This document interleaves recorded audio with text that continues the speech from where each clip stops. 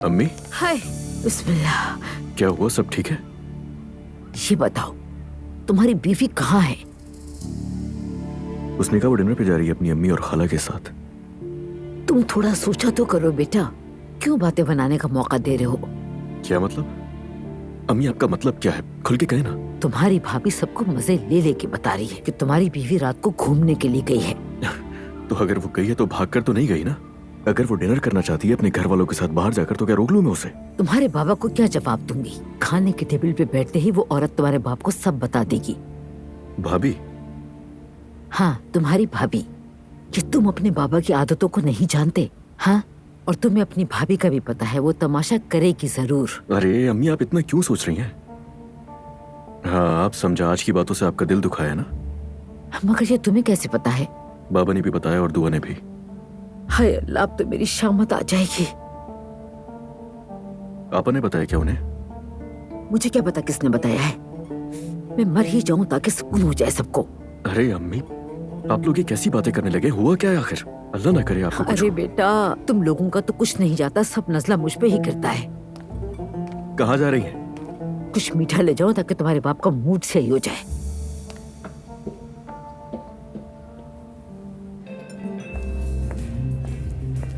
घर में कोई मसला हुआ है क्या? नहीं मॉम, कोई मसला नहीं है। तुम्हारी सास और नंद ने कुछ कहा नहीं तुमसे? नहीं, कुछ नहीं कहा। वैसे भी क्या कहेंगी, लेकिन अगर आपका रवैया ऐसा ही रहा तो शायद कुछ कह दें। हाँ, अब तो मैं ही कसूरवार होंगी। नहीं मॉम, ऐसी बात नहीं है। बस जरा आपको नरमी से चलना चाहिए, कम से कम मेरी खातिर। अच्छा ठीक है, ओके। वैसे दुआ जान, शुरू में तो मैंने भी ऐसे ही सोचा था, मगर तुम्हारे ससुराली थोड़े अजीब लोग हैं। आई उसकी वो खड़ूस बहन आज ऑफिस आई थी मेरे।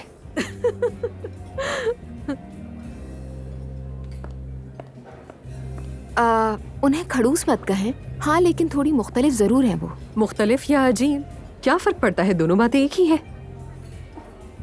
यहाँ आने पर उन्होंने तुमसे कुछ कहा तो नहीं? मॉम क्या कह रही हैं? क्यों कहेंगे? मैं तो अपने घर वालों के साथ डिनर कर रही हूँ। अच्छा चलो, तुम कहती हो तो मान लेते हैं तुम्हारी बात, ठीक है। अरे हम यहाँ इन बातों के लिए नहीं आए, खुशी मनाने के लिए आए हैं। ये इस लड़की की अलविदाई पार्टी है,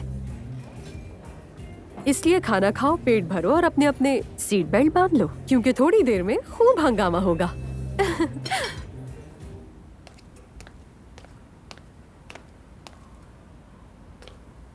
खबरदार, मुझे कुछ न कहना। सब जानता हूं मैं। अजलान से बात हो चुकी।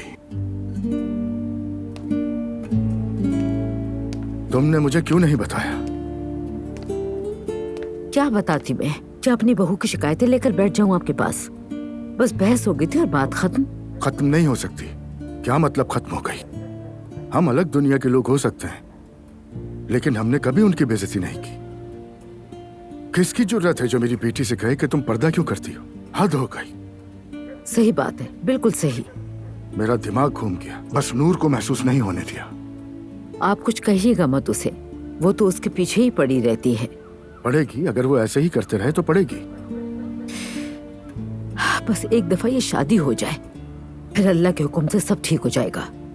इंशाल्लाह।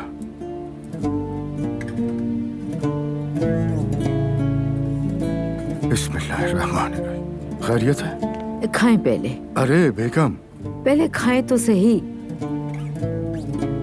अब बताओ। बहू हाँ, घर पर नहीं है, कहाँ गई है?